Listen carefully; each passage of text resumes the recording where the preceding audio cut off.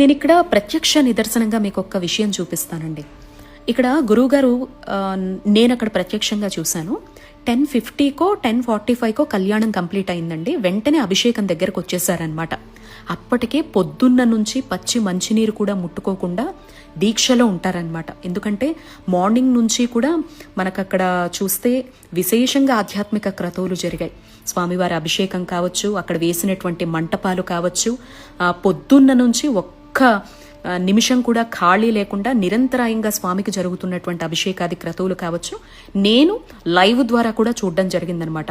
So నేను 3 గంటల నుంచి వస్తున్నప్పుడే ఆయన ఎంత నిరంతరాయంగా అక్కడ ఆధ్యాత్మిక క్రతువుల్లో ఉన్నారు. కళ్యాణంకి ముందు అభిషేకము, దానికి ముందు వచ్చేటువంటి గెస్ట్లను చూసుకోవడము, ఆ తర్వాత వచ్చే ప్రతి భక్తుల చేత స్వామివారి మీద ద్రవ్యాలు వేయించడము, ఇంకా లింగోద్భవ సమయంలో జరుగుతున్నటువంటి అభిషేకం అనమాట. 10:50కో 10:45కో రాత్రి స్టార్ట్ అయితే 2 గంటల వరకు నిరంతరాయంగా సాగింది. 108కి పైగా బిందెలతో నీళ్లు వేయడం, ద్రవ్యాలు వేయడం నేను చూశాను. 1008కి పైగా కిలోలతో పుష్పాలను వేయడం చూశానన్నమాట.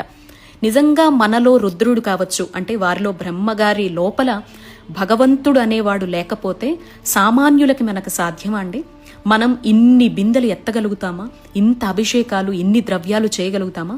ఎందుకు చెయ్యాలి అని అడిగితే మళ్ళీ మీకు అదే చెప్తున్నానండి.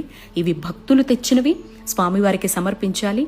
ఒక అఘోర రూపంలో ఉండేటువంటి స్వామివారికి ఇష్టమైనటువంటి ఒక విధానంలో చెప్పబడ్డటువంటి అభిషేకం అనమాట.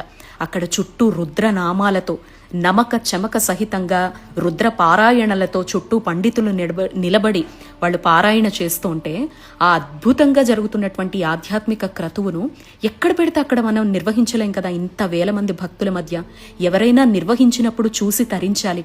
ఆహా శివయ్య, నీ మరొక రూపంలో ఉండేటువంటి అభిషేకాన్ని మహాశివరాత్రి పర్వదినం సందర్భంగా మాకు చూసే అదృష్టాన్ని ఇచ్చావు అని చూసి పొంగిపోవాల్సింది పోయి, చాలా మంది మన మనసులో ఉన్నట్టే ఎదురుగా దృశ్య రూపం ఉండాలి అనేది మనం కాంక్షించి అనవసరంగా కామెంట్స్ చేసి పాపాన్ని మూటగట్టుకుంటూ ఉంటాం.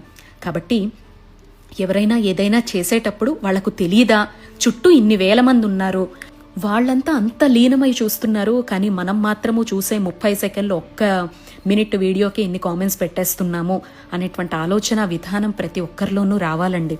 సో అందుకే మీకు క్లారిటీ ఇవ్వడం కోసం అని చెప్పేసి ఈ వీడియో చేశానన్నమాట. ఇదొక్కటే కాదండి, దీనికి 2 రోజుల ముందరే మీలో ఎవరైనా గురువుగారి పేజ్ ఫాలో అయ్యే వాళ్ళు ఉంటే గనక కాకినాడలో కొన్ని లక్షల మంది భక్తుల మధ్య అతి పెద్ద ఆధ్యాత్మిక క్రతువు చేసి వితిన్ 2 డేస్ గ్యాప్లోనే ఇక్కడ ఇంతటి పెద్ద అభిషేకాన్ని నిర్వహించడం జరిగిందనమాట. ఖచ్చితంగా పండితులు, పామర్లు మన చుట్టూ